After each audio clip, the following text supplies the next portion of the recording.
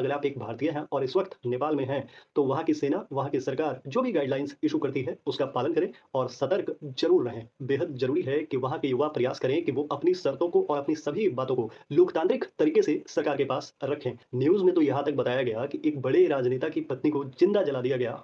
जैसे ही प्रतिबंध लगा, वैसे ही युवाओं ने ऐसा विरोध किया कि कब ये विरोध प्रदर्शन में बदल गया, एक आंदोलन में बदल गया, ये तो वहाँ की सरकार को भी नहीं पता चला। ये प्रदर्शन इतना व्यापक, इतना बड़ा हुआ कि इस आंदोलन में नेपाल में कई बड़ी इमारतों को, जिसमें वहाँ की संसद भवन, वहाँ का सर्वोच्च न्यायालय भी शामिल है, ऐसी इमारतों को। नमस्कार, आदाब, केम छो? सिन्हा क्लासेज में एक बार फिर आप सभी का बहुत-बहुत स्वागत है। दोस्तों, न्यूज़ चैनल्स पर लगातार आप ये सुन रहे होंगे कि इस वक्त हमारा एक पड़ोसी देश, एक छोटा-सा देश मगर अपनी खूबसूरती के लिए जाना जाने वाला नेपाल, आंदोलन और प्रोटेस्ट की आग में जल रहा है। आइए इस छोटे से वीडियो लेक्चर में समझते हैं क्या है इस आंदोलन का मुख्य कारण, क्या है वर्तमान स्थिति और चर्चा करेंगे क्या कुछ एक कदम उठाए जा सकते हैं इस आंदोलन को रोकने के लिए। सबसे पहले आपका ये समझना बेहद ज़रूरी है कि इस आंदोलन की शुरुआत हुई क्यों और कौन इस आंदोलन में सबसे बड़े प्रदर्शनकारी हैं। दोस्तों, मैं आपको बता दूं कि इस आंदोलन की शुरुआत आप उसी दिन से समझ लीजिए जिस दिन सितंबर महीने के शुरुआत में ही नेपाल की सरकार ने तकरीबन 26 सोशल मीडिया प्लेटफॉर्म्स, जिसमें व्हाट्सएप, फेसबुक और यूट्यूब जैसे प्लेटफॉर्म्स भी शामिल थे, इन पर प्रतिबंध लगा दिया। कारण बताया गया पंजीकरण मामला। लेकिन जैसे ही प्रतिबंध लगा, वहाँ के जेनजी ने इसे अभिव्यक्ति की स्वतंत्रता और सेंसरशिप पर एक हमला माना। अब आपके सामने यह सवाल उठेगा कि जेनजी का मतलब क्या? देखो, मोटा-मोटा जेनजी का मतलब वह पीढ़ी होता है जो इंटरनेट, सोशल मीडिया और स्मार्टफ़ोन्स के साथ बड़ी हुई है। यानी मोटा-मोटा जेनजी का मतलब युवा समुदाय, युवा वर्ग से होता है। दोस्तों, जैसे ही प्रतिबंध लगा, वैसे ही युवाओं ने ऐसा विरोध किया कि कब ये विरोध प्रदर्शन में बदल गया, एक आंदोलन में बदल गया, ये तो वहाँ की सरकार को भी नहीं पता चला। लेकिन क्या यह आंदोलन केवल सोशल मीडिया प्लेटफॉर्म्स के प्रतिबंध से जुड़ा है? तो जवाब है नहीं, क्योंकि जब प्रतिबंध वापस ले लिया गया, तो भी यह आंदोलन चलता रहा। कारण वहाँ फैला हुआ भ्रष्टाचार और वहाँ फैली हुई बेरोजगारी। एक और बड़ा वजह इस आंदोलन का ये बताया जाता है कि राजनेताओं के जो बच्चे हैं, जिन्हें नैपो किड्स या नैपो बेबीज कहा जाता है, प्रदर्शनकारियों का कहना है कि वो लोग तो भ्रष्टाचार में विलिप्त हैं, वो लोग भ्रष्टाचार में डूबे हुए हैं। लेकिन वहाँ एक आर्थिक असमानता है जिसकी वजह से वहाँ के युवा और वहाँ की आम जनता बेरोजगारी में डूबी पड़ी हुई है। इसका साफ मतलब है कि वहाँ के प्रदर्शनकारियों का ये कहना है कि नेपाल में एक आर्थिक असमानता है जिसे दूर करना बेहद जरूरी है। एक और बड़ा वजह जो इस आंदोलन का है वो है राजनीतिक अस्थिरता। मेरी रिसर्च ये कहती है कि पिछले 15 सालों में तकरीबन 10 से भी अधिक बार वहाँ सरकारें बदली हैं और लगातार सरकार का बदलना, परिवर्तन होते रहना, ये इस बात का प्रमाण है कि कहीं ना कहीं वहाँ की जो टॉप लीडरशिप है, जो नेतृत्व है वहाँ का, उसमें कमी है। ये आंदोलन, ये प्रदर्शन इतना व्यापक, इतना बड़ा हुआ कि इस आंदोलन में नेपाल में कई बड़ी इमारतों को, जिसमें वहाँ के संसद भवन, वहाँ का सर्वोच्च न्यायालय भी शामिल है, ऐसी इमारतों को आग लगा दिया गया। न्यूज़ में तो यहाँ तक बताया गया कि एक बड़े राजनेता की पत्नी को जिंदा जला दिया गया। हालांकि मैं इस वक्त उनका नाम लेने से बचूंगा।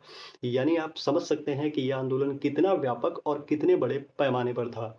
हालांकि बेहद दुखद है कि इस आंदोलन, इस प्रदर्शन में 25 से 30 लोग, शायद अब इनकी संख्या बढ़ भी गई हो, इतने लोगों की मृत्यु हो गई है और तकरीबन 1000 से भी अधिक लोग जख्मी हुए हैं, घायल हुए हैं। क्योंकि बहुत सीधी-सी बात है, जब भी कोई प्रदर्शन होता है, आंदोलन होता है और ख़ासकर जब वो हिंसक रूप लेने लगता है, तो उस देश की सेना और वहाँ की पुलिस जवाब में आंसू गैस के गोले या रबड़ की गोलियाँ या वाटर टैंक से छिड़काव, ये सारी चीज़ें तो करते ही हैं और ऐसे में एक भगदड़ जैसा माहौल तो होता ही है। इस आंदोलन, इस प्रोटेस्ट ने न केवल वहाँ के अस्थायी नागरिकों को, बल्कि वहाँ जो अन्य देश के नागरिक फंसे हुए हैं, उन्हें भी डरा सा दिया है। बताया जाता है कि वहाँ की लोकल और इंटरनेशनल एयरपोर्ट्स की सिक्योरिटी टाइट कर दी गई है। इस बीच एक बड़ी अजीबोगरीब बात भी सामने आई और वो ये है कि नेपाल के कुछ जेलों से कुछ कैदी फरार हो गए हैं। हालाँकि ये कुछ कैदियों की संख्या 5,000 से भी अधिक बताई जाती है। नेपाल से भारत के जुड़े हुए जो बॉर्डर एरियाज़ हैं, वहाँ भी सिक्योरिटी टाइट कर दी गई है और इस वक़्त नेपाल की जो कमान है, वो वहाँ के सेना प्रमुख ने सँभाला है और उन्होंने कहा है कि सख्ती बरती गई है, कर्फ्यू भी लागू किया गया है और ये प्रयास किया जा रहा है कि कैसे इस आंदोलन को जल्द से जल्द रोका जा सके। क्या कुछ किया जा सकता है इस आंदोलन को रोकने के लिए? क्या रणनीति अपनाई जा सकती है? तो मेरा मेरा व्यक्तिगत ये मानना है, संवाद एक बेहतर माध्यम है। मेरा मानना है कि अगर वहाँ की सरकार, वहाँ की सेना और प्रदर्शनकारी एक साथ संवाद करें और अगर संभव हो, तो एक तटस्थ मध्यस्थ के सामने करें, जैसे कोई अंतर्राष्ट्रीय संगठन के सामने, तो शायद इस मसले का एक आसान और एक बेहतर हल निकल पाए।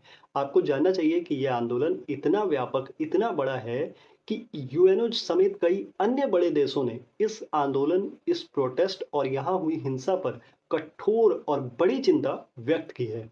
बेहद ज़रूरी है कि वहाँ के युवा प्रयास करें कि वो अपनी शर्तों को और अपनी सभी बातों को लोकतांत्रिक तरीके से सरकार के पास रखें। सरकार को भी यह चाहिए कि वह अपने नीति निर्माण में, अपने चुनावों में युवाओं को खासकर जैन जी को जरूर लोकतांत्रिक तरीके से सम्मिलित करे और यह सुनिश्चित करे कि वहाँ के चुनाव पारदर्शी हो, उसमें पारदर्शिता हो और वहाँ ऐसे स्कीम्स लाए जाएं जैसे कि स्किल डेवलपमेंट जैसे कोई प्रोग्राम लाए जाएं, डिजिटल एंटरप्रेन्योरशिप जैसे कोई प्रोग्राम लाए जाएं, जिससे कि जैन जी जिन भ्रष्टाचार और जिन बेरोजगारी का जिक्र कर रही है, वो दूर किया जा सके। बेहद ज़रूरी है कि अंतर्राष्ट्रीय मानवाधिकार आयोग जैसा कोई संगठन इस मामले में आगे आए और इस मामले की एक निष्पक्ष जांच ज़रूर हो और अगर इसमें कोई भी दोषी पाया जाता है तो उसे कठोर से कठोर सज़ा दी जाए। साथ ही यह भी बेहद ज़रूरी है कि इस मामले में जो पीड़ित हैं, उन्हें उचित मुआवजा ज़रूर दिया जाए ताकि वो अपने जीवन में आगे बढ़ सकें। मैं एक भारतीय हूँ और एक ऑप्टिमिस्ट भारतीय होने के नाते मैं ये उम्मीद करता हूँ कि नेपाल का ये आंदोलन, ये प्रोटेस्ट जल्द से जल्द थमेगा और नेपाल में एक राजनीतिक स्थिरता ज़रूर जल्द वापस आएगी। सिन्हा क्लासेस के एक अगले वीडियो लेक्चर में आपसे फिर मुलाकात होगी। तब तक स्वस्थ रहें, सुरक्षित रहें और हाँ, अगर आप एक भारतीय हैं और इस वक्त नेपाल में हैं, तो वहाँ की सेना, वहाँ की सरकार जो भी गाइडलाइंस इशू करती है, उसका पालन करें और सतर्क ज़रूर रहें। सी यू सून। जय हिंद।